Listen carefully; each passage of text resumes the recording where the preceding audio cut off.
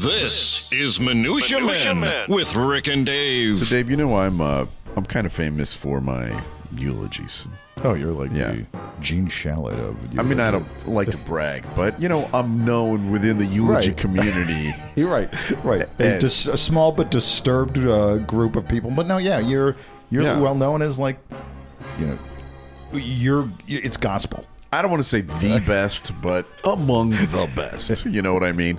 And this summer, I've gotten a chance to... What a humiliating claim to fame. But anyways, go on. This summer, I've gotten a chance to go to quite a few funerals. Yeah. The weather's getting nicer. Why not, right? I actually have been to 7 since Memorial Day. It's been crazy. And now is this is better than usual with I'd say it's a lot more than usual. Okay, right. Okay, better may not be the best word, but okay. and so I've been hearing some eulogies, and I've heard some good ones. Yeah. There's some. I usually have notes. Afterwards, and I'm sure the family loves seeing those notes after the. Hey, I got a couple of things here. Yeah. You don't lead with that story. Right. All right, that's your punchline. You save that for the end. There's an arc here. How many times do I have to tell you people? You got to have a beginning, middle, and end. Right. There's no ending to this. You got to finish strong. It's a eulogy, for Christ's sake. Well, let me just say this. Yeah. All right. I was at one this past weekend, and the person who delivered the eulogy, who's the son of one of my friends, is better than me. Wow. Yeah. So you're like the baseball scout that sees somebody playing and sing like some Sandlot in Guam. If I could have signed him to a deal right there, I would have done it. Really? It was his own mother's funeral, so it's pretty sad. But he was great. It had humor. It was paced perfectly. Tempo was really. He had inflections. all the elements. He tugged at the heartstrings. He had creative writing. The writing, took you to a place. It was. He told a story. It was perfect. It was perfect. So tell me the truth. Envious? Were you a little envious? Well, I was a little envious when people came up to me afterwards and said, "Well, I guess you're not the best anymore." Which, it's true. There goes Roy Hobbs. You saw, sometimes you gotta hand it down to the next generation. Well, you've had a pretty good run. I had 17. Yeah. I did 17 eulogies. So that's enough. Yeah. Well, the Beatles, they put out some crap. After I'm in my solo John Lennon phase. Okay. I'm still putting albums out, and they're still great, but the production quality is not quite as good. You're kind of mailing it in a little bit. Yeah. So you're not like Paul McCartney, Magneto, and the Mars and Venus. What was that? Right. I'm not playing Madison Square Garden anymore. I'm more at the Chicago Theater or the McHenry State Fair or whatever. Well, not quite there yet. Hillside Days or something like that. No, we're not quite there yet. But anyway, all right. Well, now, do you got any scheduled? Well, I guess you don't know. No, I hope I don't. Right. I hate doing them. Yeah, I don't want to ever do it. I just happen to be really good at it. But now, does this kid who did the eulogy, does he come to your other eulogies? No, I don't think he's seen my work. Oh, really? Yeah. So he may not know how important your words are and your praise are. I'm assuming people will let him know that when I said, I actually went up to him and I said, no notes. No notes. That's how good it was. Who are you again? Mr. What's your name again? All right, it's time for the show. The following is a Tony Lasano podcast, an Opie production on the Radio Misfits Podcast Network. This is Minutia Men with Rick and Dave. So, your top 3 eulogies. Oh, I can't rank them. Yeah, how can you pick your favorite child, right? Yes, exactly. Actually, every parent picks their favorite child. No, I can't do it. All right. Now, what about ones that really didn't work out? I mean, you probably... Well, I've had a couple that were written for me. Oh. And, you were just a mouthpiece? Yeah, and as I got up there, I said, these words are written by the family. Right. And just in case people didn't think it. Any dangling participles, not my problem, not me. Right. You may notice a little lack of verve in this one. Not my fault. And then you give the death stare to the family in the front row. All right, well, that's a great way to start the program. Yeah. What do you think? Hey, this first story comes just from our own backyard. Okay. Actually, it's from your backyard. Okay. We're by the money tree? Is it it's near? It's by the money tree. No, I was going to talk about how your wife is outside with her new hatchet. You like that? Yeah, she got a little unnerved when she came home with that yesterday. She's just chopping stuff up. Yeah. So, Rick, this story comes from our own backyard, Rogers Park. And Okay. for our listeners who are not from the Chicagoland area, it's a Chicago neighborhood that you and I know well. Actually, you grew up there, basically. Well, I grew up in Edgewater next to Rogers Park. Well, I mean, but you grew up in Rogers, or didn't you? Or Jefferson Park. Okay, whatever. But so people living in the middle of a gang war in Rogers Park, there's a lot of gangland activity, are employing an unusual strategy to try Are these the Jewish gangs that you were part of as a youngster? Yeah, Jew Live Crew. The Jew Crew, absolutely. The Bagel Boys, absolutely. The Torah Tough Guys, yeah. You don't want to mess with us.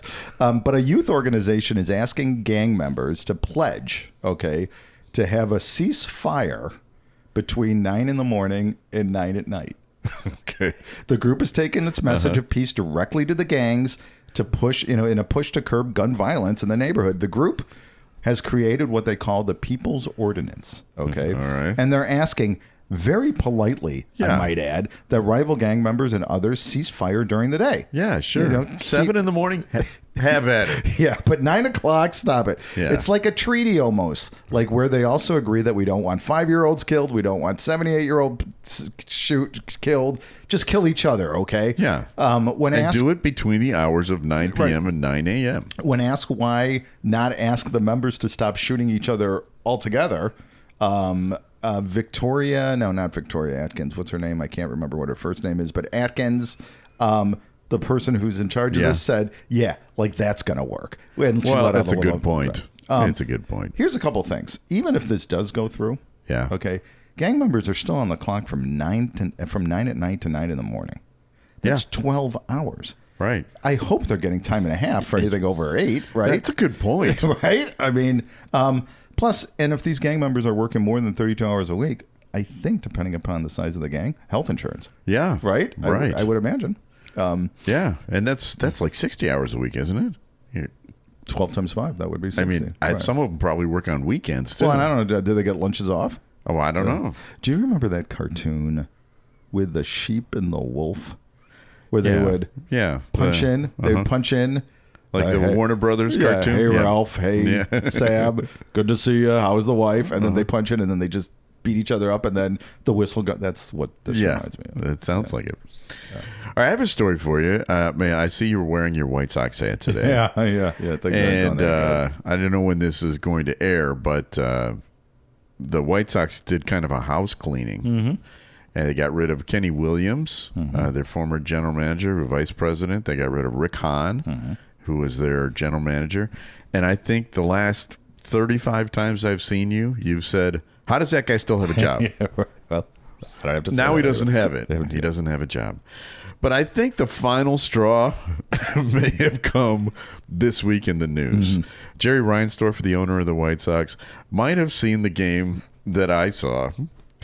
Was it Monday? It was, yes. Yeah. The Chicago White Sox, they've had a dreadful season, but they hit rock bottom on Monday night when their Mariners ace, Luis Castillo, did something that we've never seen before at the major league level.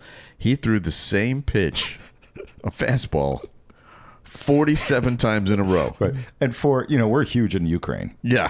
For those of you who don't know what baseball is, so it's like, I think the best scenario or the best comparison I have is soccer. Let's say the offense runs the same play 47 straight times, and the defense is like, I've never seen this before. Or the penalty kick. You kick it to the exact same spot right, at 47 times. Right. At some point, the goalie's going to go, oh, okay.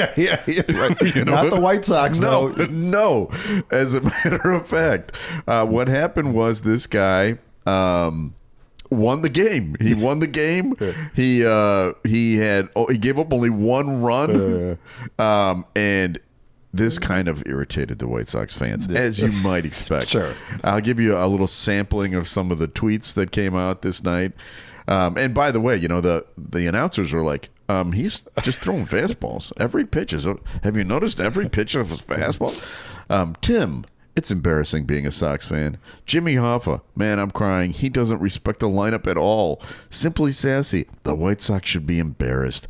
Clap Z23, God, the White Sox are horrible. Luke Hall, this tells you everything you need to know about the Sox. Jim Margolis, how do you game plan against the White Sox? You don't. Don't bother. Right? By the way, I looked it up. Guess how fast his average fastball is? Who, the guy? 91. Because that's all he was throwing. 91. 62 miles an hour. Are you no? Actually, it was 96 miles an hour. So that's actually a hard fastball to hit. Not when you throw it 47 straight times. And in the Major League Baseball, everybody can hit a fastball. Yes, right. So on the way here, I was listening to the score. Yeah, and they, obviously a huge shakeup. So they were interviewing Eloy Jimenez. Yeah, and they asked, have you guys talked about in the clubhouse who's going to step up as a leader, whatever? And his answer was, no, not really. Yeah, that's the problem. They got some problems. Hey, we got a review here. All right. From Jerry Reinsdorf. Don't listen to this. These interviews are top notch, not the typical stupid questions. Loved the bully from the Christmas Story, and that came from Crappa Papa via Apple Podcasts. Okay. Well, listen, if you like this show, you got to rate it. You gotta give us 5 stars, please. I mean, is that really too much? No, give us 5. There's lots of different places you can rate us. You can review us. You can get your name mentioned on this podcast. But if it's a low review, you're not going to rate it, are you? Oh, I do 4. I would give, okay, I would a 4 or a 5-star review. You got a shot at being read. Actually, I think we did one that was meh. Yeah, I think that one. Okay. Say something funny and give us a lousy rating. That's true. We'll put it on the air. That's true. All right, it's time for another feature. Time now for Studio Walls. And the words of the prophets were written on the studio walls. Rick and Dave. So this is the part of the show where we feature something from the Rick and Dave archives. And those archives are vast, Dave. They're vast. And this week in history, the Georgia Dome opened down in Atlanta. Have you ever been to the Georgia Dome? I have been around it. I did a 5K walk around there once for one of our authors. Yeah, for real. Oh, that's right. Yeah. I saw the Dream Team play in the 1996 Olympics. Oh, really? We were on the top floor, or we were on the top row. Couldn't see anything. Yeah, it's a gigantic dome. It's huge. But you know who else was there? One of our former guests, Jim McMahon. And Dave asked a question that led to a story that is one of my favorite stories ever told on the Minutia Men Celebrity Interview. I'll play Dave's question and his answer. Last one. Best stadium concessions of any place that you've ever played? Ooh. I think we opened up that new Atlanta stadium when I was. I can't remember what team I was with, but yeah, I was up there standing in line in pregame with. I had my game pants on, my half tee, and I'm standing in line with. I got a football. I didn't have my money with me, so I'm standing in line at. I think it was a Pizza Hut or something. I'm standing in line with all these other people. They go, "Aren't you playing that?" I go, "Yeah, game's in a couple hours." Can I eat? Can I get a pepperoni? So I get up to the front of the line. I tell the girl, "Look, I'm playing in the game today, but I don't have my money, but I'll give you this football." I said, "It's worth $50." Oh no, I can't do that. I said, "Do you have a manager?" She goes, "Yeah." She goes and gets the manager. He comes out. I go, "Dude," and he recognized me. He goes, "You want to trade that for a pizza?" I go, "Yeah." He goes, "Here, give him 2." So I got 2 pizzas. Right, but no garlic bread. Okay, it's just the pizzas. I went back down, sat underneath the goalpost while the pregame was going on. I ate my pizzas. And then I went and got dressed and played. So, but they have good concessions there in Atlanta. That's one of my favorite stories ever. and it's 100% true. I'm sure. There's. I'm sure it is because Jim McMahon. No, that's exactly. They just don't make players like that anymore. No, you know what I mean? No. But I was with a buddy of ours yesterday, Dave, Mike Medina. And he said to me, "Boy, you're really pushing these parody songs lately." Yeah. And you know what? If you got them. Yeah. And as it turns out, this week in history, there's also another thing that happened. If it happened in the 90s, I've written a parody song about it. This week in 1995, Congressman Mel Reynolds, Chicago, was convicted and sent to prison. Now, if you remember the detail, do you remember any of the details on that story? Didn't he like inappropriately made phone calls to like a young underage girl or something? That is correctly right. And he ended up going to jail for a few years. And as it turns out, I wrote a song. Actually, I wrote 2 songs. But this play the double album. Go ahead. No. I'm just going to play a little bit of this one. We call it Calling Mel Reynolds. Okay. For those of you, that's a rotary phone.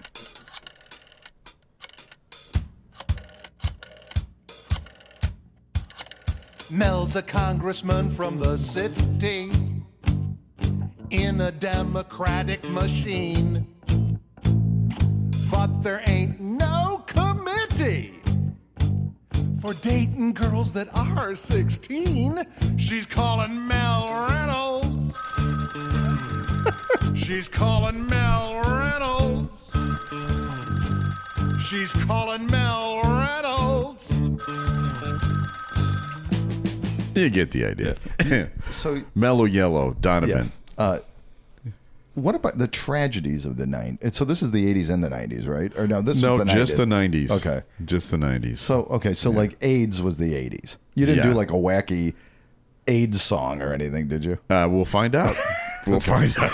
Like the Lockerbie. I want to say we didn't, but I did do wacky songs about a murder trial, Sure. O.J. Simpson. Yeah, well, that was fine. Yeah. So you didn't do a 9/11 wacky. No, I did not. That's where you drew the line. I'm not a monster. Hey, here's a story coming out of Texas. Okay. Plano man says he was arrested in wife's death simply because he did not hide the body very well. Nearly 2 months after a Plano woman's body was found. When that happens. Nearly 2 months after a Plano woman's body was found near Louisville Lake, new details about her death and her husband's arrest are emerging. Carlton Dudley has been jailed since late June, was arrested 3 days after his wife Sarah's body was found in a black duffel bag 15 yards from the lake, or from Louisville Lake off Hidden Cove Park. Okay. The charges currently against him are for abuse of a corpse and tampering with evidence. I think murder is going to be coming up pretty soon. I was going to say that. It's going to. Yeah. But now new arrest documents obtained by the Dallas Morning News show that Carlton spoke to Collin County Sheriff's investigators and told them he was arrested, in his exact words, for losing his wife's body and not hiding the body very well. Shoot, what did I do with that thing? It was right here. Now he doesn't say killing her. No, right. I just lost the body. Yeah. But here's something that I don't know if you caught. It appears that he didn't even bother to put the body in the lake. He just laid it 15 yards from the lake. Well, maybe it was low tide. It's heavy. It's probably pretty heavy, right? Documents also show that Carlton Dudley filed a missing persons report and reported that a black duffel bag was missing from the couple's apartment, which happens to be the black duffel bag that the body was. Okay, now this is starting to sound a little suspicious. Yeah, right. So I guess he went to police and said, "Hey, my wife is missing and my favorite black duffel bag. I need to get that duffel bag back." And I hid her in the bag. Right. And you'll find her 15 yards from the lake, which would. Now, I think this is what's wrong with America: shoddy workmanship. Yes, right? Come on, absolutely. A little effort. I hate it. One of my pet peeves is when I hear a murder story and they found, the murder victim was found and they're in a shallow grave. Yeah. Right. I'm like, come on. You're going to go through the trouble of stalking your victim, killing them. Yeah. Dig a 6-footer. I mean, okay. A little work. A little work into it. I just want once to hear a news story saying, and this body was found in a really well-made grave. Look at this. This is 6 possible. Craftsmanship. 70. Look at these corners. It's 90 degrees. Okay. Well, I have the opposite of that story. This is a story about the secret to a long marriage. Oh. Isn't this nice? Every now and I then, think Dave, we need Bridget's to hatchet that she's Wait wielding a in the minute. backyard right now. You know that. Keep in mind that hatchet, ladies and gentlemen. If anything happens to me, I want you to know she bought a hatchet this week. And a black duffel bag, too. Yeah. After 73 years of marriage, a bride and groom are taking another walk down the aisle. This is a local story. Mary and Richard Tarczynski, 93 years old, they decided to renew their vows in front of their family. The two met in high school. Richard says when he saw Mary, he said, "That's a girl for me." Wow. Isn't that nice? Yeah, that is nice. The couple has 9 children. Okay. And they were asked, what is the secret to that long marriage? And it's something that we'd all want to know, right? If you're in a long marriage or you want to be in a long marriage, don't you want to know? Of course. What their secret is? They decided if one of them wanted to leave, the person that left had to take the kids. And that was enough to stop keep them. Right. Yeah. Well, How many kids? 9 kids? Yeah. No, Yeah. So, I always said to Michelle, Yeah. if you're going to have an affair, Uh-huh. have the guy come in here, do a little laundry. Right. Perhaps maybe. Right. What if he's a handy guy? Yeah, pick up some groceries every Right. once in a while. The water, the heater, the it's one not could going have to been fix itself. Right. I mean, yes, Yeah, exactly. Aaron's got to go to music lessons. The siding, we could use some. What if he's a roofer? Yeah, I'm saying, go ahead, honey. That's fine. I mean, if you're gonna pick someone to have an affair with, at least make it someone that can help us Right, out what's in around it the for me? house. Yeah. It's the only fair thing to do. We have one final feature that we do every week, and I think you're gonna like this one this week, Dave. Do you remember what we call this feature? that would be celebrity potpourri. That's right. A random name pulled out of Rick's bowl of brushes with celebrities. Mixture, collection, selection, assemblage, medley, assortment, variety. Time now for Celebrity Potpourri with Rick and Dave. So I think you're gonna like this one. This is from Mark. Mark writes, I grew up in New Jersey. Okay. When I was in high school in the early 80s, so maybe a few years younger than us, I worked at a blueberry farm. Okay. It was a good summer job that helped me earn enough money for college. The faster you picked, the more money you made. Yeah. I always considered myself one of the best blueberry pickers. Mark is going to dig a good grave. I can already Exactly. tell he's got that work Exactly. ethic that we are after. But there was a girl that beat me every year. I mean, she was good. She was good looking, too. They named her the Blueberry Queen in the pageant my senior year. I was going to ask her out, but my buddy told me that her family was somehow connected to the mob. I don't know if that's true or not, but it was enough to keep me from asking her out. So it's New Jersey, too, right? It's New Jersey. Yeah, okay. I lost contact with her when I moved out of New Jersey in the 1990s. The next time I saw her was on TV one night as a guest on Bill Maher's show, Politically Incorrect. Her name when I knew her was Kellyanne Fitzpatrick. Her name now, Kellyanne Conway. Kellyanne Conway. So if you ever meet Kellyanne Conway, She's a blueberry. she's a blueberry queen. That is She's a blueberry queen. That is so awesome. We got to get her on the show. I'd love to ask her about that. You know what? That could be the only question. Yeah. I don't want to talk tell about us politics. about your blueberry Yeah, queen. that's Yeah, it. That's a good idea. All right, we have another show called Minutia Men Celebrity Interview. The Jim Peterick interview's been up there. Right. And it's doing great, by the way. We're getting a lot of great response. Yes, we are. Yeah. There's one of a guy named the Sultan of Slowjamistan. We have interviewed billionaires. Yeah. We've interviewed Academy Award winners, Grammy Award winners, television stars, Yep. best-selling authors.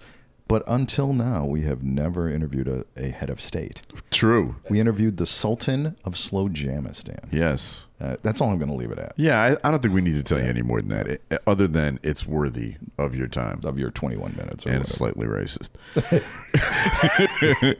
But it's funny racism. And Yes. We need to thank people. Special thanks to our executive producer, Tony Lasana with opishows.com. Tony is slaving over two hot turntables, as we like to say in the old days. Yeah, we really appreciate it. We are in the that, middle of a and, heat wave here, and he doesn't have the greatest air conditioning situation, and so poor guy. Yeah. He's sweating. So hang in there, Tony. He's with Opie Shows. Opie is hippo backwards, OPPIH shows.com. We're distributed by Ed Silla with Radio Misfits. Who has great air conditioning, by the way. Yes, he does. So, Ed, maybe. Yeah, how about inviting Tony over? But, you know. Yes, Great Talk Radio isn't dead. It just moved to a better place. Ed's place. Yeah. RadioMisfits.com. And we'll be back again next week with a brand new episode of Minutia. The preceding was a presentation of Opie Productions. Find our other great shows wherever you find podcasts, including opishows.com. Thank you. This has been a presentation of Opie Productions. Tony, can you shut up?